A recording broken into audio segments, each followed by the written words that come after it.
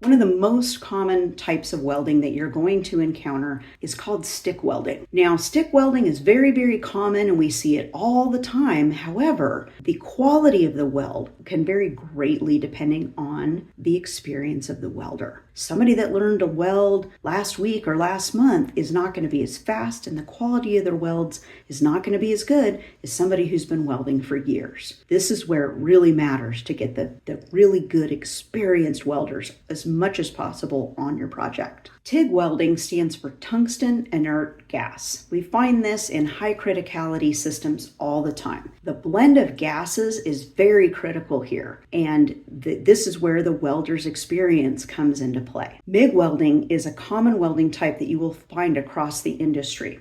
It's a metal wire feed welding, and this requires a bit less skill than some of the other types of welding, like hand welding. It's important to know the difference between pipe and tube. Tubing is much thinner walled than pipe, and certain types of welding will not work on tube that can be done on pipe. Schedule 40 and Schedule 80 pipe are probably the most common thicknesses of pipe that you're going to see on a standard commercial or industrial project. You can also see Schedule 10 pipe. The higher the number, the thicker the wall. Schedule 10 pipe is thinner pipe than Schedule 40, and Schedule 40 pipe is thinner than Schedule 80. As you think about welding with all these different kinds of pipe, the thicker the wall, the more weld passes are required in order to seal that pipe up and make that joint. So the longer it will take.